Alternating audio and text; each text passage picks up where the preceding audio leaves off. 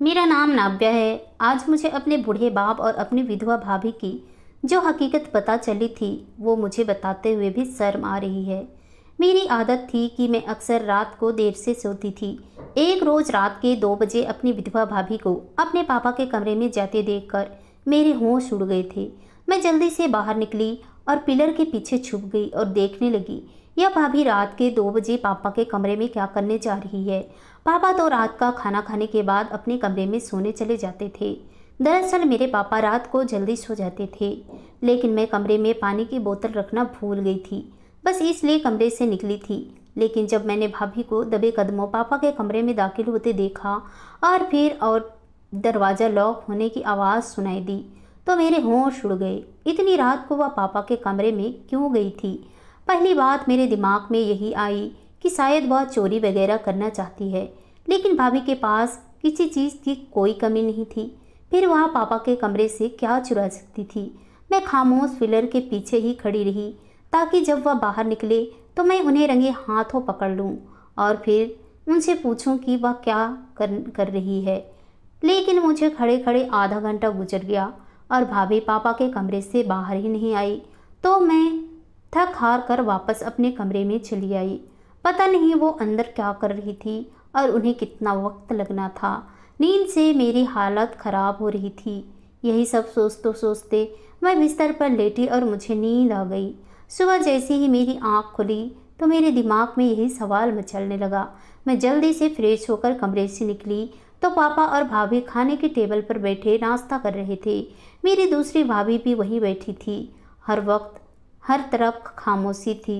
सब अपने खाने में व्यस्त थे, लेकिन मेरी नज़र अपनी छोटी भाभी और पापा पर जमी हुई थी। वो दोनों एक दूसरे को नज़रअंदाज करते खाना खा रहे थे। पहले मैंने सोचा कि सीधे सीधे भाभी से सवाल करती हूँ कि वह आधी रात को पापा के कमरे में क्यों गई थी, लेकिन फिर मुझे ख्याल आया कि बड़ी भाभी भी यहीं बैठी है। वह तो छोटी से छोटी बात का अफसाना बना देती है और पूरे खानदान में हल्ला करती फिरती है। अगर ऐसी वैसी कोई बात खानदान में फैली तो बड़ी बदनामी होगी। जल्द ही मेरी शादी एक लड़के से होने वाली थी। हम दोनों की मंगनी हो चुकी थी। अगर ऐसी वैसी कोई भी बात मेरे ससुराल वालों के कान में पड़ गई तो सबसे पहले मेरा ही रिश्ता टूट जाना था, क्योंकि ये रिश्ता सिर्फ और सिर्फ मेरे मंगेतर विशाल की पसंद की वजह से हो रही थी, वरना उन्हें विशाल के लिए कोई अमीर और गोरी लड़की चाहिए थी। इसलिए मैंने खामोशी सी हो गई थी और फिर खुद भी नाश्ता करके कॉलेज चली गई। सारे दिन की व्यस्त और विशाल से फ़ोन पर होने वाली बातचीत ने मुझे दोबारा कुछ सोचने का मौका ही नहीं दिया था। विशाल मुझसे बहुत मोहब्बत करता था और दिन का काफ़ी लंबा हिस्सा वह मुझसे फ़ोन पर बात करने में गुजारता था। ऐसी ही रात हुई और जब मैं रात को सोने लेटी तो मुझे खुद ब खुद छोटी भाभी का ख्याल आ गया। कुछ सोचकर मैं अपने कमरे से बाहर निकली और एक कोने में होकर खड़ी हो गई। मैं देखना चाहती थी कि क्या को भाभी आज रात भी पापा के कमरे में जाएंगी। मैं काफ़ी देर खड़ी रही और फिर वही 2 बजे के करीब मैंने भाभी को पापा के कमरे में जाते हुए देखा और मुझे समझ आ गया कि यह रोज़ की बात है। मैं बहुत ही ज़्यादा हैरान हुई थी, क्योंकि पापा हद से ज़्यादा सख्त मिजाज थे और बहुओं को तो बहुत ही ज़्यादा सख्ती से रखते थे। कोई भी बहू उनके सामने आवाज़ नहीं निकाल सकती थी। मैंने शुरू से ही दोनों भाभीयों को पापा से डरते देखा था। फिर कैसे इतनी रात को भाभी आराम से पापा के कमरे में जा रही थी और जिस बात ने मुझे बहुत चौंकाया था वह उनके होठों पर लगी लिपस्टिक थी। जब से मेरे भाई का मौत हुआ था मैंने अपनी विधवा भाभी को कभी लिपस्टिक और पाउडर करते नहीं देखा था, लेकिन आज रात मैं उन्हें जिस तरह तैयार देख रही थी वह वाकई चौंका देने वाली बात थी। वह एक बार फिर पापा के कमरे में जाकर बंद हो गई थी और काफ़ी देर के इंतजार के बाद मैं वापस अपने कमरे में आ गई थी और सोच में पड़ गई थी कि यह सब क्या चल रहा है। मेरे छोटे भाई की मौत को तकरीबन 2 साल होने वाले थे। मेरा भाई मजदूर था। एक बंगले की तमीर के दौरान उस पर दीवार गिरने की वजह से उसका मौत हो गया था। भाई के इंतकाल के बाद भी भाभी के घर वाले उन्हें अपने साथ नहीं ले गए थे, क्योंकि उनके माँ बाप जिंदा नहीं थे। भाई और भाभी थे और वह दोनों ही उनकी जिम्मेदारी नहीं उठाना चाहते थे। उस वक्त मेरे पापा ने खुद आगे बढ़कर यह फैसला किया था कि छोटी भाभी अब भी यहीं रहेंगी। बड़ी भाभी इस फैसले से बिल्कुल भी खुश नहीं थी, क्योंकि छोटे भाई के मरने के बाद उन्हें लगा था कि अब बस वह अकेली ही इस घर की मालकिन बन जाएगी, कि मेरी माँ नहीं है और मैं भी शादी करके जाने वाली थी। अगर छोटी भाभी अपने घर वापस लौट जाती तो सब कुछ खुद ब खुद, लेकिन उसमें इतनी हिम्मत नहीं थी कि वह पापा के फैसले के खिलाफ कुछ कहती। इसलिए सबने खामोशी से पापा के फैसले को स्वीकार कर लिया था। वैसे छोटी भाभी अपने पति के मौत के बाद बहुत ही खामोश हो गई थी। वह बस खामोशी से घर के काम काज करती और पापा के सिवाय किसी से भी बात नहीं करती थी। उन्होंने सजना संवरना और तैयार होना भी छोड़ दिया था, जबकि वह बहुत ही हसीन और जवान थी। उनकी उम्र बस 22 साल थी। मेरी अपनी दोनों भाभीयों से कुछ खास ताल्लुक नहीं थे। मैं बस अपनी पढ़ाई पर ध्यान देती थी और अपने मंगेतर से बातें करती रहती थी। लेकिन अब मुझे छोटी भाभी के किरदार में बहुत दिलचस्पी हो गई थी। वह रात को पापा के कमरे में क्या करने जाती थी और आधी रात को वो किस खुशी में इस कदर तैयार होती थी, यह तो सवाल थे जिन्होंने मुझे बेचैन कर दिया था। मैंने 20 दिन इसी तरह भाभी पर नज़र रखी और इस हकीकत ने मुझे हैरान कर दिया था कि वो हर रात ही पापा के कमरे में जाती थी। और जब एक दिन मुझसे रहा ना गया तो मैंने छोटी भाभी से अकेले में पूछ लिया कि आप रात को पापा के कमरे में क्यों गई थी। मेरा सवाल सुनकर भाभी के चेहरे का रंग बदल गया था। कहने लगी, नाबिया तुम्हें क्या हो गया है, कैसी बात कर रही हो। मैंने भाभी से कहा कि मैंने खुद आपको पापा के कमरे में जाते हुए देखा है। आप इतनी रात को वहाँ क्यों गई थी। पहले तो वह हड़बड़ा गई और फिर कहने लगी, वो दरअसल पापा की कमर में दर्द रहता है और पापा खुद रात को मुझे मसाज करने के लिए बुलाते हैं।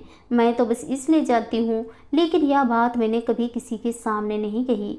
तुम्हें तो मालूम है कि बड़ी भाभी बात का बतंगड़ बना देती है, बिना वजह मेरे किरदार को लेकर उल्टी सीधी बातें करती। यह कहकर वह शर्मिंदा सर झुकाई चली गई थी। भाभी की बात सुनकर मुझे एहसास हुआ कि मैं एक अच्छी बेटी नहीं हूँ, क्योंकि मैं पापा की इकलौती बेटी थी। उनकी देखभाल का ख्याल रखना मेरी जिम्मेदारी थी, लेकिन मैंने कभी इस बात पर ध्यान ही नहीं दिया था। पापा की कमर पर मसाज तो दूर, मैंने कभी उनके पाँव भी नहीं दबाए थे, जबकि भाभी तो जब से इस घर में आई थी पापा का बहुत ख्याल रखती थी। शायद इसलिए पापा भी अपने दर्द के बारे में भाभी से कहते थे। यह सब सोचकर मुझे अपने आप पर शर्मिंदगी हो रही थी। अपने पापा के ख्याल रखने की बजाय मैं उनकी जासूसी कर रही थी, अपनी भाभी पर नज़र रख रही थी और इस तरह के सवाल जवाब करके मैंने उन्हें शर्मिंदा भी कर दिया था। मैंने भाभी से माफ़ी मांग ली थी और भाभी ने बस यही कहा था कि इस बारे में किसी से कुछ कहने की ज़रूरत नहीं है। मैं जानती थी कि उनका इशारा बड़ी भाभी की तरफ था। मैंने उनसे वादा कर लिया कि मैं बड़ी भाभी के सामने कुछ भी नहीं कहूँगी। बात आई गई और ऐसे ही 15 दिन गुजर गए। मैंने दोबारा कभी भाभी की जासूसी नहीं की और ना ही इस बारे में दोबारा पूछने की कोशिश की। लेकिन फिर एक दिन पता नहीं कैसे बातों ही बातों में मैंने विशाल के सामने पापा और भाभी का जिक्र कर दिया।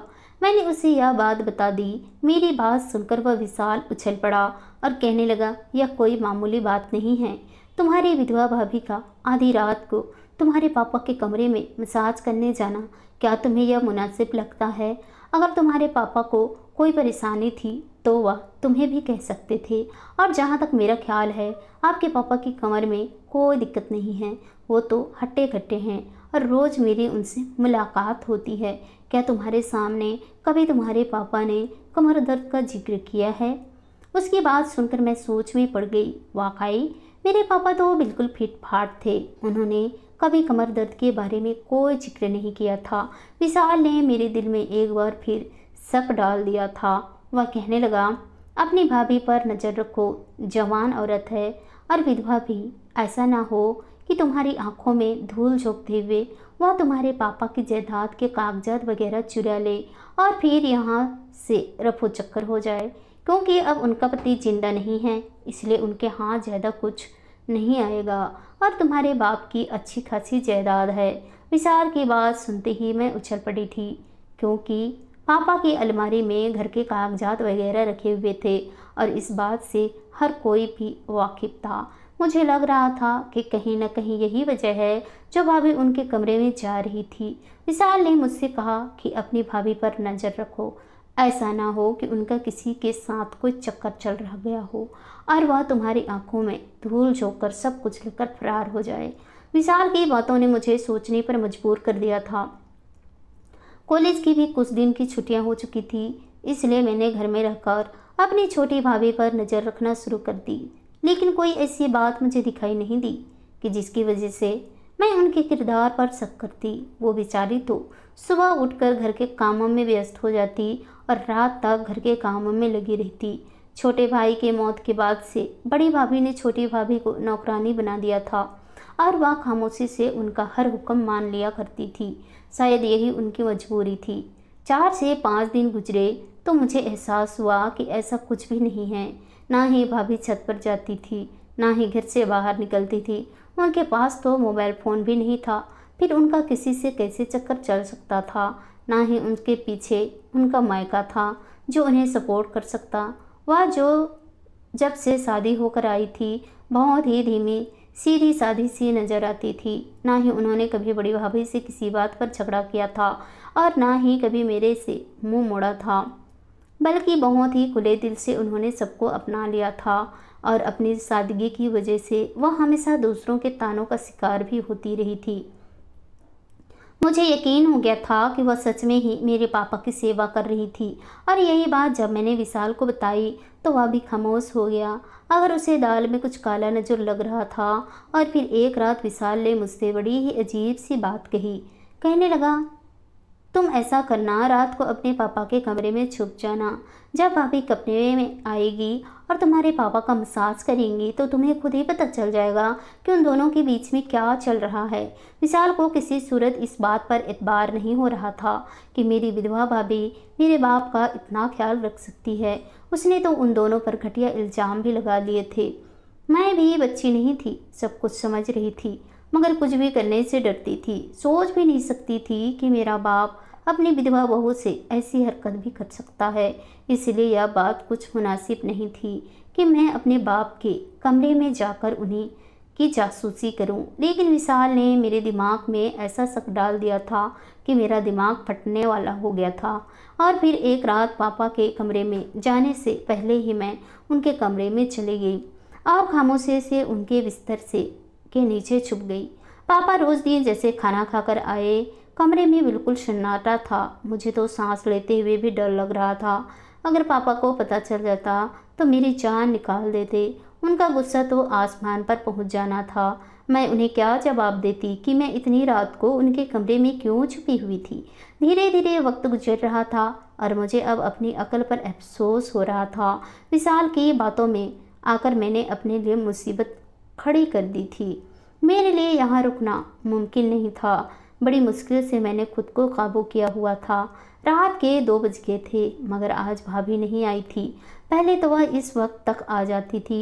मैंने सोचा कि अब मैं खामोशी से वापस अपने कमरे में चली जाती हूँ। यहाँ छुपने का कोई फ़ायदा नहीं है। पापा भी खर्राटे ले रहे थे। जैसे ही मैंने बिस्तर से निकलने का सोचा तो कमरे का दरवाज़ा खुला और छोटी भाभी कमरे के अंदर दाखिल हुई। मैं नीचे ही छुपकर उन्हें देख रही थी। वह खुद पर चादर डालकर कमरे के अंदर आई थी और आते ही उन्होंने चादर उतारकर एक तरफ रख दी थी। उनका हुलिया देखकर मेरे रोंगटे खड़े हो गए थे। भाभी ने लाल रंग का जोड़ा पहन रखा था और होठों पर लाल रंग की लिपस्टिक भी लगाई हुई थी। हाथ में चूड़ियाँ खनक रही थी। भाई के मरने के बाद पहली बार मैंने उन्हें इस तरह देखा था, वो भी रात के 2 बजे। पापा के कमरे में मुझे शर्म आ रही थी और अपने बाप और भाभी पर अफसोस हो रहा था। मेरे कदमों तले से ज़मीन तो तब निकली जब भाभी धीरे धीरे चलते हुए पापा के बिस्तर पर पहुंची। उन्होंने पापा को आवाज़ देकर उठाया था। पापा छोटी भाभी की आवाज़ पर फौरन नींद में से उठ गए थे और कहने लगे, यार आज बड़ी देर कर दी। छोटी भाभी धीरे से कहने लगी, क्या करूं? अब मुझे नज़र रखनी पड़ती है क्योंकि आपकी बेटी मुझ पर नज़र रखने लगी है। इसलिए मैं देखती हूँ कि वह आसपास तो नहीं है और फिर ही कमरे में आती हूँ। वह हम दोनों पर शक करती है। पापा कहने लगे, बस कुछ ही दिनों की बात है, मैं उसका शादी करके उसे इस घर से विदा कर रहा हूँ, फिर तुम्हारे दिल से उसका खौफ निकल जाएगा। बड़ी बहू तो कमरा बंद करके ऐसे सोती है कि सुबह से पहले निकलती ही नहीं है। किसी को फिर कुछ पता नहीं चलेगा और हम दोनों भी खुश रहेंगे। छोटी भाभी कहने लगी, हाँ अब आप अपनी बेटी की शादी कर दें। मैं इस तरह छुप छुप कर कब तक आपके कमरे में आऊँगी। मैंने शर्म के मारे उस वक्त आंखें बंद कर दी जब पापा ने भाभी को अपने सीने से लगाया और कहने लगे, तुम्हें ज़्यादा फिक्र करने की ज़रूरत नहीं है। अभी मैं ज़िंदा हूँ और तुम्हारी हर खुशी और ख्वाहिश का ख्याल रख सकता हूँ। उन दोनों की बातों ने मेरे सर पर आसमान गिरा दिया था। मैं तो यह सोच कर यहाँ छुपी थी कि भाभी आधी रात को पापा के कमरे से कागजात वगैरह ढूंढने के लिए आती है, लेकिन यहाँ तो कुछ और ही चल रहा था। और उसके बाद जो कुछ मैंने सुना, मैं शर्म से पानी पानी हो गई।